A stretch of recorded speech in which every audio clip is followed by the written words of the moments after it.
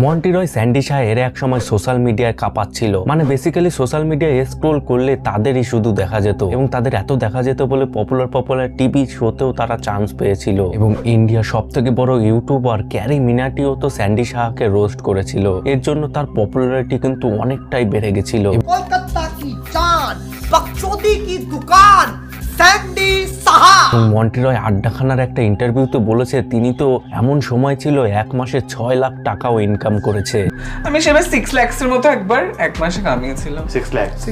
যেহেতু তারা সেই সময় প্রচুর পরিমাণে ভাইরাল ছিল, তাই বড় বড় ব্লগাররা এবং রোস্টিং চ্যানেলগুলো তো তাদের পিছনেই লেগে থাকতো, কেউ তেল মারার জন্য, কেউ আবার ট্রোল করার জন্য। কিন্তু রিসেন্ট টাইমে দাঁড়িয়ে তাদের কিন্তু আর দেখা যাচ্ছে না। মন্টি রয়ের ইউটিউব চ্যানেলটিকে নিয়ে আমি সোশ্যাল ব্লেডে গেলাম, সেখানে গিয়ে যা দেখলাম সেটা দেখে তো আমি পুরো অবাক হয়ে গেলাম।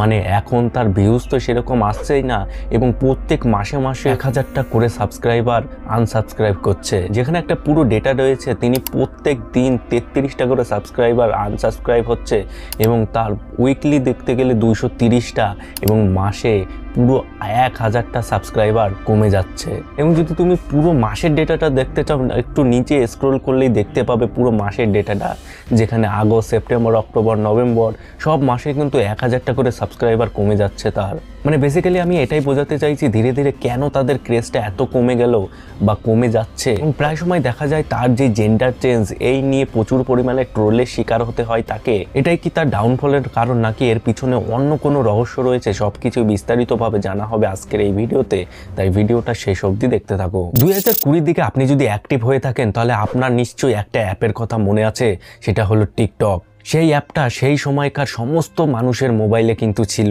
এবং তখনই কিন্তু অনেক ভিড়ের মাঝে একজনকে কিন্তু চোখে পড়ছিল, তিনি হলো মন্টি রয়। যে ছেলে থেকে কিভাবে মেয়েতে পরিণত হয় তার ওই ট্রানজাকশন ভিডিওগুলো প্রচুর পরিমাণে ভাইরাল হচ্ছিল। মানে সে যখন প্রথমে ওই ভিডিওটা আপলোড করে কিভাবে মেয়ে থেকে ছেলেতে পরিণত হয়, সেই ভিডিওটা প্রথমে প্রচুর পরিমাণে ভাইরাল হয়। তারপরে তিনি একের পর এক সেই রকম মানে সিমিলার টাইপ ভিডিও আপলোড করতে থাকে তার ওই টিকটকে এবং সে দেখতে দেখতে কিছুদিনের মধ্যেই 1 মিলিয়ন মানে 10 লাখ ফলোয়ার গেইন করে ফেলে। এমনকি মেয়ের ছদ্মবেশে তাকে কিন্তু খুবই পছন্দ করেছিল দর্শকরা। মেয়ের ছদ্মবেশে তাকে দেখলে আপনিও বুঝতে পারবেন না যে সে আসলেই একজন ছেলে, এবং সেও কিন্তু বুঝতে পেরে গেছিল এইসব ভিডিও অডিয়েন্স ভালো দেখছে, এর জন্য কিন্তু সে সিমিলার টাইপ ভিডিও পরপর বানিয়েই গেছে। বেসিক্যালি তিনি তার জেন্ডার চেঞ্জ করার পরে ইনস্টাগ্রামে প্রচুর পরিমাণে ইনঅ্যাপ্রোপ্রিয়েট ছবিগুলো পোস্ট করতে দেখা যায় তাকে। মানে এমন কিছু ছবি আছে যেখানে তার পুরো বডি পার্টই দেখা যাচ্ছে, আর এরকম ধরনের অনেক ছবি রয়েছে।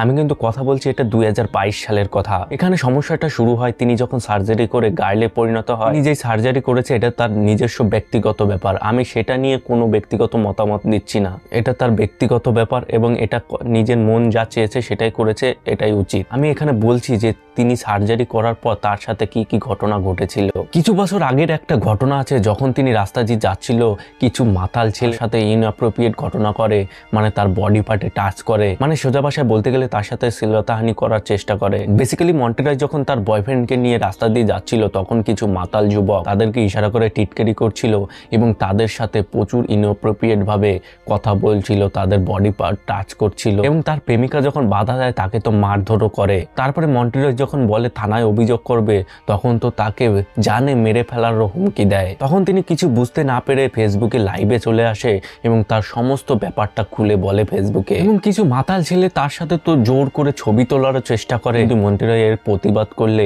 সেই যুবকগুলো প্রচুর পরিমাণে চিৎকার করতে থাকে। এমনকি তারা মন্টি রয়কে অনুপযুক্ত ভাবে স্পর্শ করে এবং তাদেরকে হুমকি দেয়।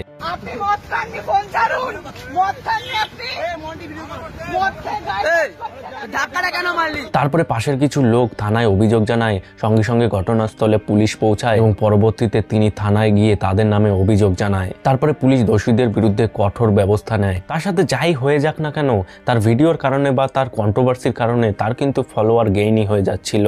ইনস্টাগ্রামে 452K ফলোয়ার, টুইটারে 51K, ফেসবুকে 900K, টিকটকে তো 1 মিলিয়ন ফলোয়ারও হয়ে গেছিল। এরপরে তার লাইফে একটা ধাক্কা আসে যখন তার একটা নগ্ন ভিডিও ভাইরাল ভাইরাল হয়। এগুলো কিন্তু কিছুই আমি বানিয়ে বানিয়ে বলছি না, সমস্ত আর্টিকেলগুলো কিন্তু আমি বড় বড় নিউজ পোর্টালের মাধ্যমে পেয়েছি, যেমন Times of India, Hindustani Times, এই সময় সমস্ত পোর্টালে এই নিউজটা কভার করা হয়েছিল। তোমরা যদি এই নিউজগুলো দেখতে চাও তাহলে গুগলে গিয়ে সার্চ করে দেখতে পারো। আসলে তিনি যখন জেন্ডার চেঞ্জ করেছিল তখন তিনি একটা সোশ্যাল মিডিয়ায় বন্ধু বানিয়েছিল, মানে সোশ্যাল মিডিয়ার দ্বারাই তাদের পরিচয় হয়েছিল। তারপরে তিনি তার সাথে দিনের পর দিন কথা বলতে থাকে, কিন্তু একসময় তারা তাদের প্রাইভেট পার্টও দেখাতে থাকে, মানে যাকে বলে অনলাইন সেক্স। কিন্তু ওই ছেলেটা সবকিছুই ক্যাপচার করে নেয় এবং অনলাইনে ভাইরাল করে দেয়। এর জন্য কিন্তু তাকে প্রচুর পরিমাণে ট্রোলের শিকার হতে হয়েছিল সোশ্যাল মিডিয়ায়। কলকাতায় জন্ম ও বেড়ে ওঠা 25 বছর বয়সী এক সাহসী ছেলে হলো স্যান্ডি সাহা। তিনি জোস্টকের একটা ভিডিওতে বলেছেন যে তার সাথে ছোটবেলায় কি হয়েছে, মানে তাকে তো মোলেস্ট করা হয়েছিল। তিনি সবকিছু কাটিয়ে এখন সোশ্যাল মিডিয়ায় কিন্তু প্রচুর পরিমাণে ভাইরাল, এবং তার মা বাবাও কিন্তু তার কাজ নিয়ে কোনো আপত্তি করে না, সবসময় তাকে সাপোর্টই করে। স্যান্ডি সাহা কখনোই পরিকল্পনা করতে পারেনি যে তিনি সোশ্যাল মিডিয়ায় ভিডিও বানাবেন। আসলে ঘটনাটি ঘটেছিল, তিনি ফেসবুকে প্রতিনিয়ত লাইভে যেত, এবং লাইভে যেতে যেতে একদিন হঠাৎ করে তিনি তার মুখে ফেস প্যাক লাগিয়ে ভিডিও করছিল, এবং সেই লাইভ ভিডিওটা প্রচুর পরিমাণে ভাইরাল হয়ে যায়, এবং তার ছোট ছোট ক্লিপগুলো সোশ্যাল মিডিয়ায় কেটে সবাই লাগাতে থাকে, এবং সেগুলোও প্রচুর পরিমাণে ভাইরাল হয়ে যায়। তারপরে তার বন্ধুরা তাকে ডেকে বলে যে সোশ্যাল মিডিয়া তাকে প্রচুর পরিমাণে রোস্ট বা ট্রোল করা হচ্ছে। তারপরে তিনি কিছুদিনের জন্য সোশ্যাল মিডিয়া বন্ধ রেখেছিল, কিন্তু তিনি বুঝতে পেরে গেছিল কিছু মানুষ তাকে রোস্ট করছে, কিন্তু সবাই কিন্তু বিনোদন পাচ্ছে তার ভিডিওর মাধ্যমে। তার জন্য কিন্তু তিনি সোশ্যাল মিডিয়ায় আবার আসে এবং তিনি ভিডিওগুলো আবার আপলোড করতে শুরু করে, এবং তিনি প্রচুর পরিমাণে ফলোয়ার গেইন করে তার ওই ভিডিওর মাধ্যমে। তখন তিনি সোশ্যাল মিডিয়া সেন্সেশন হয়ে ওঠে। তার জন্য তো তিনি প্রচুর পরিমাণে রিয়ালিটি শোর অফার পায়, যেমন ধরো কালার্স টিভিতে চাকাচাক কমেডির চক, এবং আড্ডা টাইমসে হার্ডেল চক, এবং স্বপ্নে দেখা রাজকন্যা মুভিতেও তার ছোট্ট একটা রোল ছিল, এবং 2018 সালে কান শর্ট ফিল্ম সন্ন্যারের অ্যাওয়ার্ডও পায়। তাছাড়া তিনি মেন স্ট্রিমের একটা মুভি 2019 সালের বিবাহ অভিযান মুভিতেও ছোট্ট একটা রোল ছিল তার। কিন্তু তিনি যখন এমটিভি রোডিজে গেল তখন তার চেহারাটা প্রচুর পরিমাণে ভাইরাল হয়ে গেল, মানে পুরো ইন্ডিয়ায় তার মুখটা চিনতে পারলো, মানে পুরো ঘরোয়া মুখ হয়ে গেল এমটিভি রোডিজের পরই। তিনি এই এমটিভি রোডিজকে তার কৃতজ্ঞতাও জানিয়েছে যে তাকে সিলেক্ট করার জন্য। কিন্তু ভাই স্যান্ডি সাহাকে নিয়ে আমি একটা কথা বলবো, তিনি ক্যামেরার সামনে যেরকমই থাক না কেন, ক্যামেরার পিছনে কিন্তু তিনি ভালো একটা মানুষ। তিনি যেমন সোশ্যাল মিডিয়া থেকে অনেক টাকা কামিয়েছে, তেমনই কিন্তু তিনি অসহায় মানুষ, রাস্তায় পড়ে থাকা কুকুর, বিড়াল, এদেরকে কিন্তু প্রচুর পরিমাণে, মানে তাদের চিকিৎসার জন্য প্রচুর পরিমাণে সাহায্য করেছে। সেটা কিন্তু তিনি সোশ্যাল মিডিয়ায় কখনো বলেনি, কিন্তু একটা ইন্টারভিউর মাধ্যমে তিনি কিন্তু এটা বলেছিল।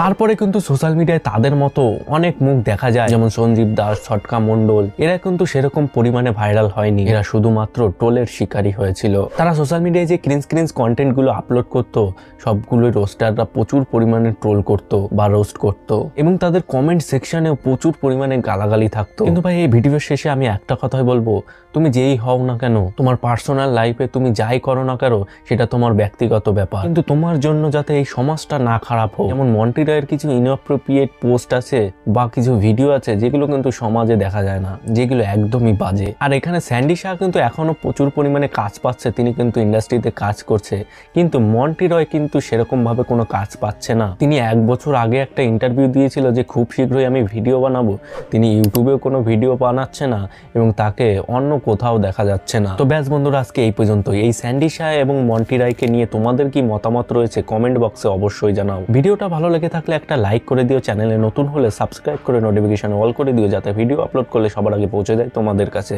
দেখা হচ্ছে পরের এক নতুন ভিডিওতে। বাই।